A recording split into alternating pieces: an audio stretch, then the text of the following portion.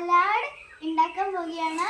അപ്പോൾ first knife ഉണ്ട്, തൊലി തരുന്നുണ്ടായിരുന്നുള്ള സാധനമുണ്ട്, cucumber, carrot, tomato and spread ചെയ്യാൻ നല്ല ഡിസൈൻ. അപ്പൊ ഗൈസ് കുക്കുംബറും ക്യാരറ്റും പീൽ ചെയ്തിട്ട് വരാം. അപ്പൊ ഗൈസ് അപ്പൊ പീൽ ചെയ്തിട്ടുണ്ട്. അപ്പൊ ഇനി നമുക്ക് കട്ട് ചെയ്യാൻ വേണ്ടിയുള്ളതാണ്. അപ്പൊ നമുക്ക് ഫസ്റ്റ് ക്യാരറ്റ് കട്ട് ചെയ്യാം.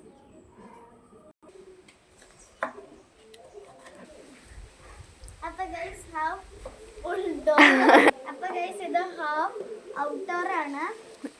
അപ്പൊ ഗൈസ് ഹാഫ് ഔട്ട്ഡോർ ആണ്. എന്താണെന്ന് വെച്ചാൽ പകുതി നേച്ചറാണ്, പകുതി നേച്ചറല്ല.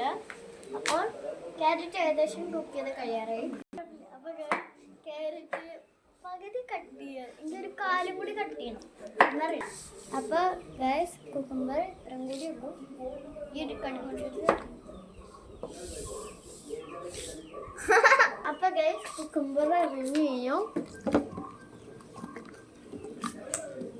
ഗൈസ് തക്കാളി. അപ്പോൾ ഗൈസ് ഞാൻ ഈ തക്കാളി ഒന്ന് എക്സ്പോർട്ട് അല്ല വെട്ടാനാണ്ട് എൻ്റെ ക്യാമറമാൻ ചേച്ചി ഇപ്പോൾ വെട്ടിയിട്ടുണ്ട്.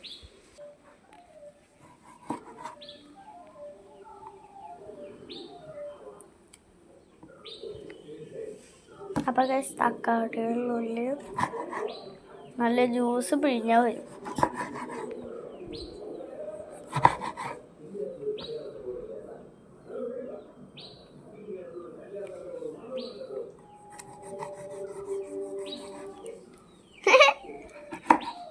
പ്രശ്നത്തിൽ എന്താന്ന് വെച്ചാൽ എനിക്ക് കഴിക്കാൻ. അപ്പോൾ ഗൈസ് എക്സ്പെർട്ട് തക്കാളി വെട്ടി കഴിഞ്ഞിട്ടുണ്ട്. ഇനി നമുക്ക് ലാസ്റ്റ് ഫൈനൽ നാരങ്ങ. ഇനി ഉപ്പും കൂടി വേണം. ആദ്യം നാരങ്ങ ഇട്ടണം.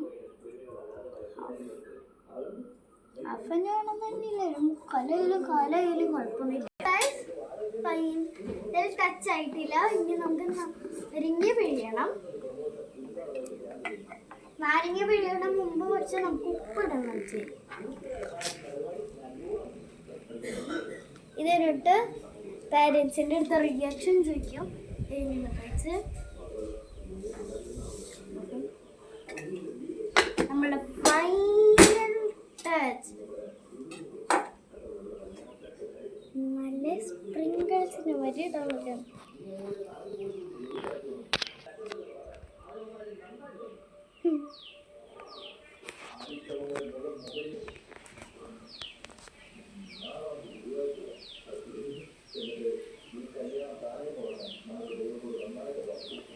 അപ്പോൾ ഗൈസ് കഴിഞ്ഞു.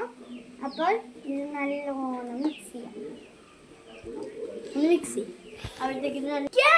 അപ്പോൾ ഗൈസ് ടേസ്റ്റ് നോക്കാം. അപ്പോൾ പാരൻസിൻ്റെ അടുത്ത റിയാക്ഷൻ അറിയാൻ പോവാം. 10 എത്ര കൊടുക്കും അമ്മ? അമ്മ ഈ സലാഡിന് 10 എത്ര കൊടുക്കും? വൈ? അപ്പോൾ ഇങ്ങനത്തെ വീഡിയോ ആയിട്ട് വരാം. ബൈ.